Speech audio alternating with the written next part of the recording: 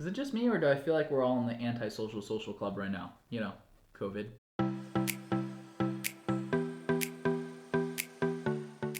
Today we're gonna talk about the top 5 things I love and top 5 things that I hate about this thing. I'm a fan of dessert before dinner, so let's talk about the things I love. Number 1, viewing angles. I cannot tell you how many people are out there complaining about the viewing angles right now, but the new iPad Magic Keyboard can do this, locks into place, goes back. You have different degrees of viewing angles here, but most importantly for me is when I have it like this. One of the things I use the most for my iPad Pro is media consumption. I watch a ton of TV shows, movies, YouTube videos, and I do a lot of it on the couch or laying in my bed, and I like to have it at this angle so that I can have this resting on my stomach and I can still see the show. When we do our comparison with all the other keyboards for the iPad Pro, you'll see that each keyboard I have serves a different function, but this is the first keyboard that combines all the good stuff into one package. This brings us to number 2. I love the new keyboard. Guys, these key switches and the backlighting, this is a world of a step up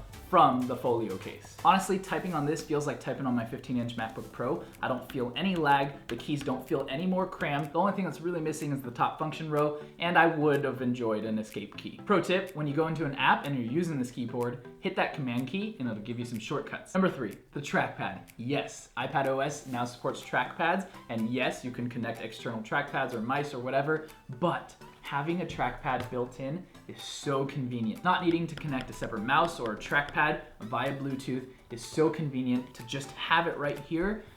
Honestly, even though it's small, it's kind of crammed, it's still worth it. And it clicks nicely, physical click, and you still have gestures on this too. No matter how much complaining anybody does about this trackpad, everyone is still happy that it's included in this keyboard. Number 4, this is a big one. Pass-through charging is awesome. This means that this keyboard case, when your iPad is attached, if you plug it into the keyboard, it'll also charge your iPad. But what this means that's so special is that now you're charging through that keyboard case port, which means you have a USB-C port on your iPad, open, free for all the different accessories you might need to plug into your iPad. Charging plus a free port, I'll take that any day. And my 5th, but definitely not final thing that I love about this iPad Magic Keyboard is that it has strong magnets.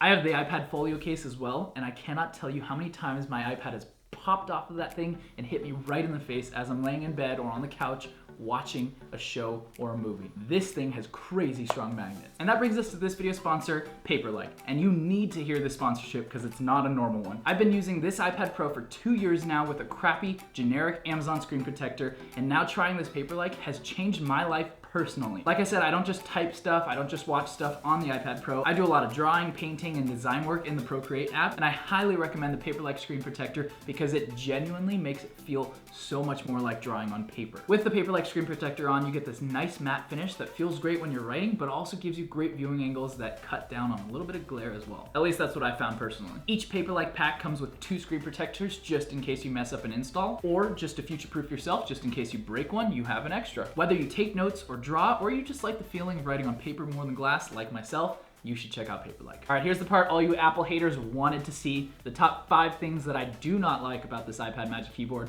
Number 1, funny enough, it's a complaint about the viewing angles, which was the first thing that I loved about it.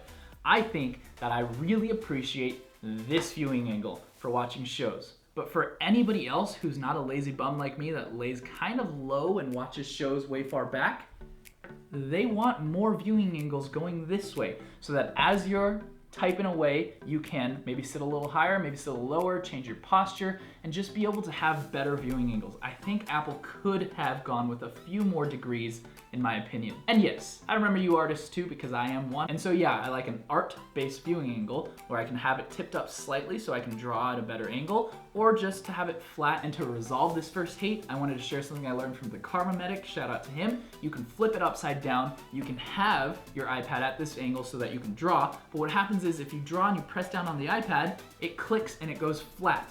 It doesn't stay. But if you take any cell phone that'll fit in this little groove, you put it there, and then it locks it in, and you can even do a little Instagram story with your cell phone right there, or you can use it for reference when you're drawing. It's a really cool hack. Shout out to the Karma Medic. I just thought this would be a funny one to be my first love and my first hate. All right, hate number 2, the price. Everybody's saying it. Obviously, it's true. $350 extra for just a keyboard case.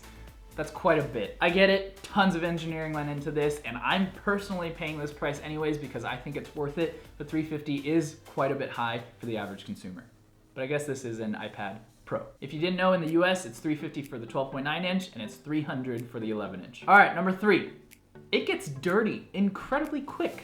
If you know anything about the Padfolios, it's a similar material, but I've had this thing literally for 2 days and I've already got crazy smudges, dirt stains that aren't really going away. I've been trying to clean it off and it just attracts a lot of, I'd say grime is the best way to describe it. It gets dirty and that's actually really surprising, but it's a small complaint, just gets a little dirty. Maybe cover it with a sticker, you know? Next up, number 4, we got the weight of it. It is quite heavy. In fact, fun fact,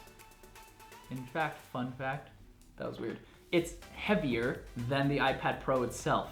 That's kind of weird, but it makes sense because what Apple wanted to do was make sure that they offset the weight so that when it's hinged like this and floating, it would feel balanced and it wouldn't feel too top heavy because the iPad Pro does add a little bit of weight. And so when you're using this on your lap, the lapability would be a little bit crazy if this was way too light. So I'm almost sure that a lot of it was just to offset the weight of the iPad. But more than doubling your iPad Pro's weight by using this case is a little ridiculous. All right, so my 5th and final complaint is the trackpad. It is amazing to have, like I said earlier, but trying to do any 2-finger, 3-finger gestures on it just feels kind of ridiculous. I hate that it's so small, but I love having the trackpad. I'll give you a bonus one.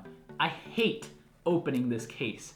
I feel so fragile about it. I feel like my iPad might pop off. But again, like I said, there's strong magnets. I just feel a little bit stressed out when I'm trying to open it, as ridiculous as it sounds. And also, it's just hard to open with one hand. You really need to hold it down with one hand, open it with the other, and dig your fingernails in there a little bit. It's just not the best opening experience, and you open it quite a lot to use it. So that's just my bonus complaint for you. So to give you a heads up as to what's coming up, I'm gonna be making a best accessories for the iPad Pro video. Can't wait for that one. And I also wanna do a comparison for you guys. Show you the different keyboards I have for the iPad Pro because I literally have 4 or 5 different keyboards that I use with it. And I wanted to give you guys some recommendations in my personal opinion. So if you're excited for those future videos and you like this one, make sure to give it a thumbs up and hit that subscribe button and that bell notification so you can find out when my next video comes out. If you haven't noticed, I have been posting a ton. Make sure you check out my last video and my last video and the one before, because if you didn't know, I lost my channel a few months back. I got hacked. I didn't own this channel anymore, but we're back at it. Hit that subscribe button. My name is Jerry Land with Nova Tech, and to the next one